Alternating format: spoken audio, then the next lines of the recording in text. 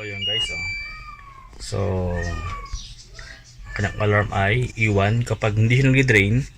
Ang kanyang maging alarm ay iwan. So yan, so ating i-check guys yung kanyang drain motor kung bakit di siya nag-drain. Ating i-check kung may supply ba ang ating drain motor or wala.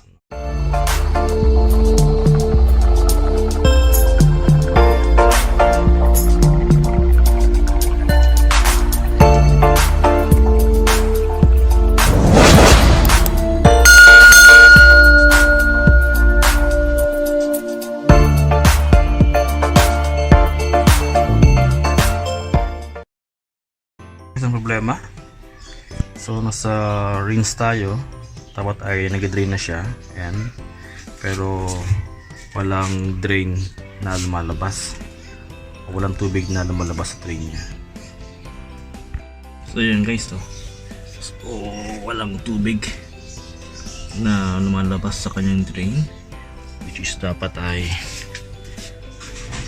mag-drain siya dahil nga tayo ay nasa rinse na. So mamaya guys ating makikita na mag-alarm ito. So yun guys, so kanyang alarm ay iwan kapag hindi siya nag-drain. Ang kanyang maging alarm ay iwan. So yan, so ating i-check guys yung kanyang drain motor kung bakit hindi nag-drain. Ating i-check kung may supply ba ang ating drain motor or wala, no? So sana may supply para at least ating malalaman na ang problema ay ang drain motor. Pero kung walang supply, then ang ating i-check naman ay yung kanyang board. So ating check una ay ang drain motor.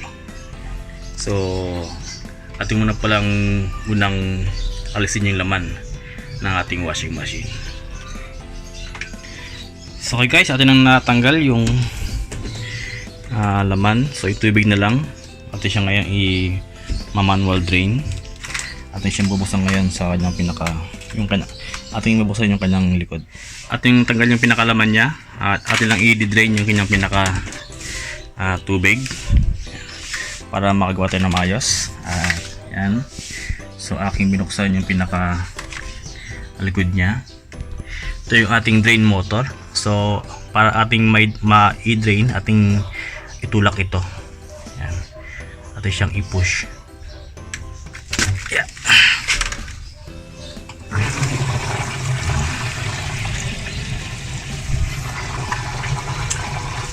Para lang mabawasan yung kanyang tubig. Bili tayo ng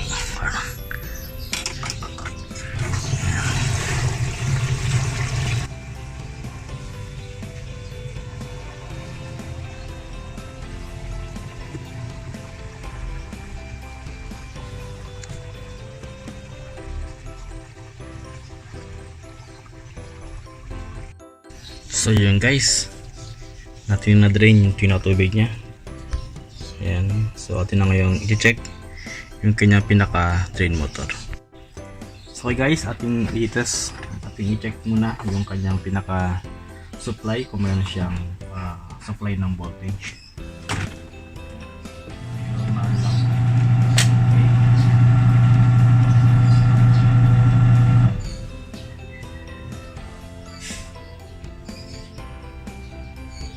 Ayan, 238 ang supply, pero hindi siya naka-activate dito, hindi siya nakahila.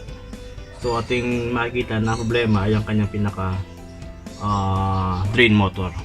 Ito ay naka-spin na, pero mag-spin siya pero hindi siya ganun kalakas kasi nga hindi siya nakahila yung kanyang drain motor. So yun guys, ating nakita na meron siyang supply ng 220 pero wala siyang activation dito. Hindi siya nag-activate. Sabihin ang problema ay itong drain motor. So ating tatanggalin itong drain motor, din natin i-double check kung talagang sira ito. Okay?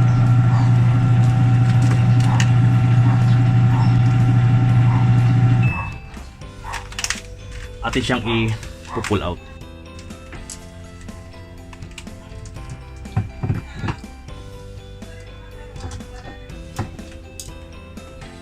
So yun guys, ating na pull out na. Yung pala guys, ating na pull out. Yung pala, putol na pala siya. Yun, putol na siya guys. Ating siya ikakabit, then ating i-check kung okay siya. So sana okay siya. So yun guys, naputol lang yung kanyang wire dito sa pinaka niya, terminal niya. Okay, so ating i-double check. So okay guys, ating i-check ito, no? Ating try muna na ikabit siya dito, dahil kapag ito ay humila ay sabihin okay siya. So ang problema lang guys ay naputol yung kanyang wire dito sa kanyang terminal. Okay guys, naka-spin na siya. So ating dikit ito. Oops, putol na yung dalawa. Ayun, okay siya guys, humila siya.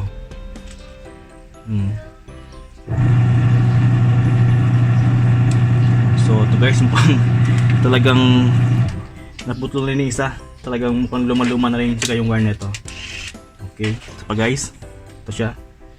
So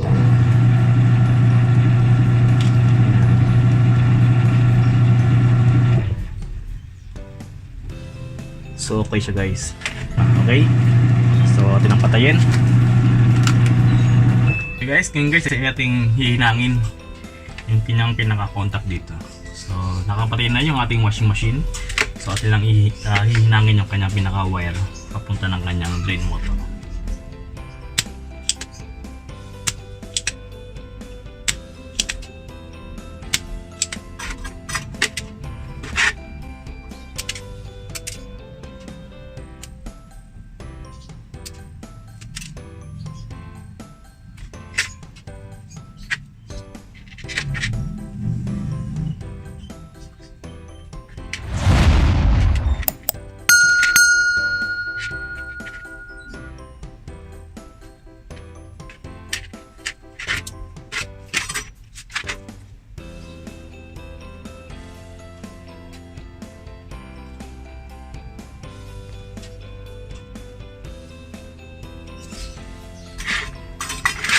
Guys, na atin na nahinang itong ating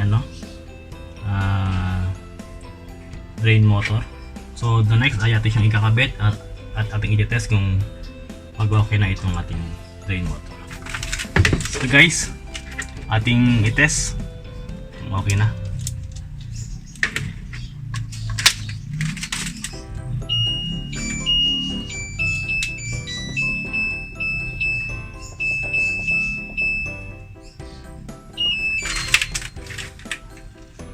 So yun guys, okay siya. Yun. Yan. So guys, ang problema lang ay nag-loose yung kanyang isang wire na ito. Yan, so nag-loose siya, naputol siya, kaya hindi gumana yung ating drain motor. So ganyan guys. So kung ang problema ng inyong washing machine ay iwan sa mga sharp, ito ay may kinalaman sa drain motor at hindi siya nagdi-drain. It's either na yung kanina putol yung linya nito, or sila yung ating drain motor, or sa atin namang supply ng 220. So kanina ating chinek 220, may supply siya, at doon yung ating pagkita, doon yung ating pagkuha nito, ay nga ating nakita yung putol yung kanyang linya dito sa terminal na ito. Okay guys, so atin na ibabalik itong ating drain motor. Ayan, para ating maituloy yung ating labahin sa araw na ito. Okay, tara, ating kabit.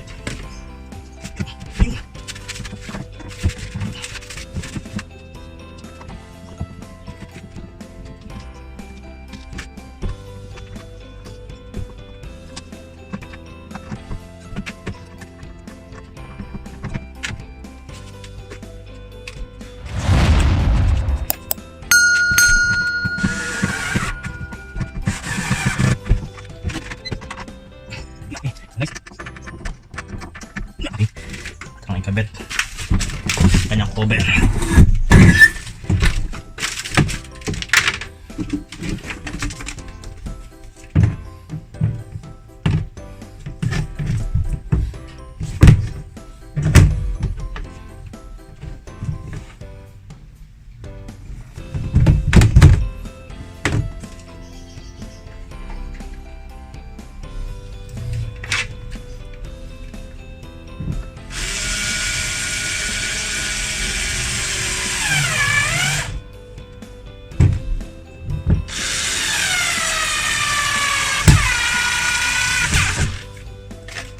So yun guys,